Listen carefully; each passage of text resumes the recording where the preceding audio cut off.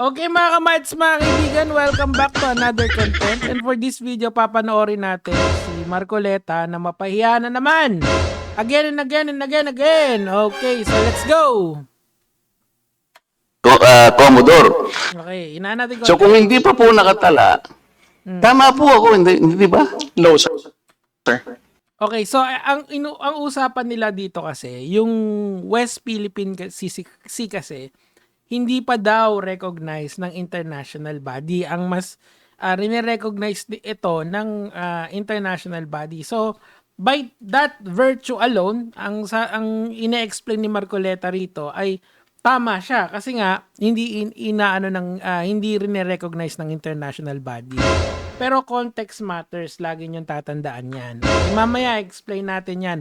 Panoorin lang muna natin yung awkward silence. 'Yan, no. Oh, natigilan, no? Iiyak na yan. You are inconsistent. No, sir. I did not say that you're correct. I will not agree that you are correct. Wow, may paninindigan. Congratulations kay Commodore Tariela. Diba? Yan talaga. Kaya ako, alam mo in government, there are a few good man left and one of them is Commodore Tariela. Palapakan natin siya. Natuloy natin. West Philippine Sea is our exclusive economic zone. Mr. Chair, wala tayong dispute that. Sinasabi ko na nga sa iyo, yung sinasabi nating West Philippine Sea is our own exclusive economic zone. This is ours. You and I should fight for it until the last drop of our blood. Ang sinasabi natin dito, kagaya ng nire-request ng CICC, let us educate our people sapagkat ang alam ng mga tao, lahat tayo, ang alam natin, nakarehistro na. Hindi yon. Ang point kasi dito, meron kasing batas na tungkol dyan, na ang tawag natin doon sa part na yun ng nasa west ng ating bansa is West Philippine Sea. Actually, if you listen to Indian news channel, ang tawag din nila doon ay West Philippine Sea. Alam nyo kung bakit? Kasi F-China. Hindi na ako pwede magmura. Mabait na ako eh. So ngayon, wag ako magkukwento sa inyo kung ano yung batas doon. How about si Professor Shelo Magno na lang? Pakinggan natin siya. Gawa ang West Philippine Sea. Ano pa ba ang pinakamatibay na ebidensya na nag-exist ang West Philippine Sea kundi Ano? yung sarili nating batas?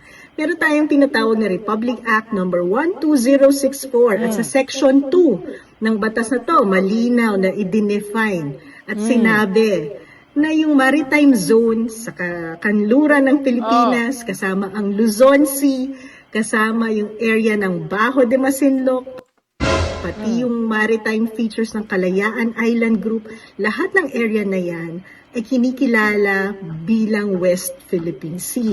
Ngayon, mag-ingat kayo, kasi ito... Okay, i-stop na natin. This is for copyright purposes. Panoorin nyo na lang yan sa TikTok, pangit nung pronounce ko. TikTok ni Prof. Shelo Magno. Thank you po, ma'am. Now, let's go back here. Okay? So, ano ang punto dito? Okay? Pag nasa Pilipinas ka, hindi mo pwedeng sabihin yung retorika ng China. Retorika kasi ng China, yung sinasabi nitong si Marcoleta. Ano ibig kong sabihin? Hindi kasi kinikilala ng buong mundo. Pakialam mo. Pakialam mo ba? Nasa Pilipinas ka naman eh. Siguro, pag nasa isang international body tayo at kailangan mo maging politically correct, ilaban mo yan. Pero habang nandito tayo sa Pilipinas, mga kamatis, mga kaibigan, gusto ko lang sabihin sana na atin ang West Philippine Sea. Or tayo lang, to be more specific, para ayusin natin, tayo lang ang pwedeng gumamit doon.